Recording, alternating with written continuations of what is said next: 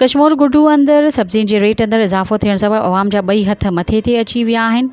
इन हवाले सां तफ़सीली रिपोर्ट ॾिसंदा अवामी न्यूज़ जी रिपोर्टर मलक बरकत अली जिन जी हिन रिपोर्ट में।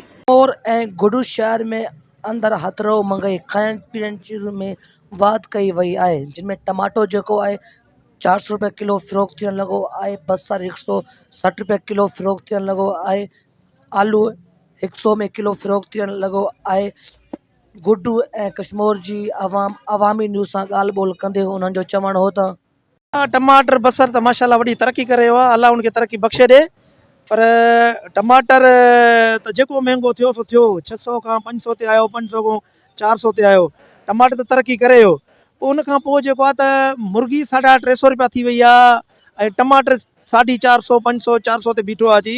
त सम्झ में नथी ॻाल्हि अचे त मुर्गी में छा मिलाए करे खाइजे। पोइ बसर अगरि विझूं था उन में त भाॼी मिठी थिए थी।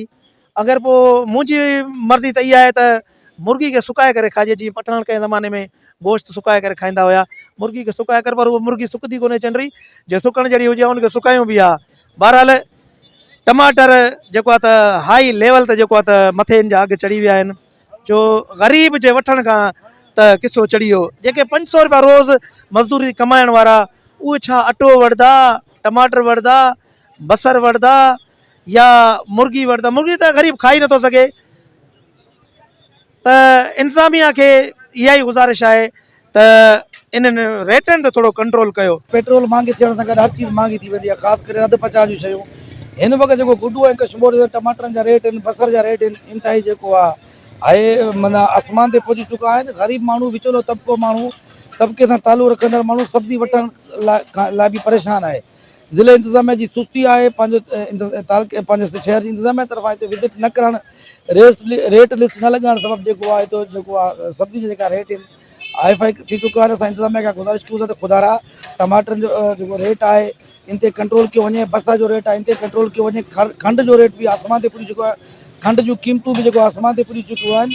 तव्हां हिते विज़िट कयो, मंडी वारनि ते विज़िट कयो, जेको रेट लिस्टूं मुक़ररु कयूं, रेट लिस्टूं लॻाइनि खे जेको आहे न रेटनि ते पाबंद कयो वञे त जीअं विचोले तबिके जो माण्हू जेको आहे पंहिंजो ॿिनि वक़्तनि जी रोटी खाइण में ॾुखियाई महसूसु न करे। तव्हां ॾिसो था हेॾे सब्जी एॾो त महांगो आहे। टमाटर 400 खां 500 रुपया टमाटर किलो आहे। जेको गोभी आहे उहो बि महांगो आहे, 200 150 रुपया किलो आहे। आलू त उहो बि 100 रुपये किलो हलाइनि था। ज़ुल्म आहे, सरासर ज़ुल्म आहे। असां नानसा बि आहे, DC कश्मीर, SDM कश्मीर लाइ छो ख़ामोश आहिनि। सब्जी वारनि खे पुछा कयूं था भाई एॾो महांगो छो था ॾियो, जो असांखे पोयों महांगो मिले थो।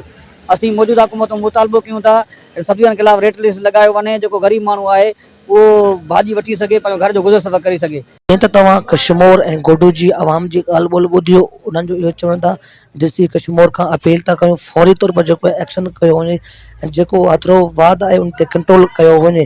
कैमरा टीम सां गॾु मलिक बरकत अली, अवामी न्यूज़ कश्मीर। सब्सक्राइब कयो अवामी न्यूज़ HD खे ऐं ताज़ा तरीन ख़बरुनि लाइ ॾिसंदा रहो अवामी न्यूज़ HD।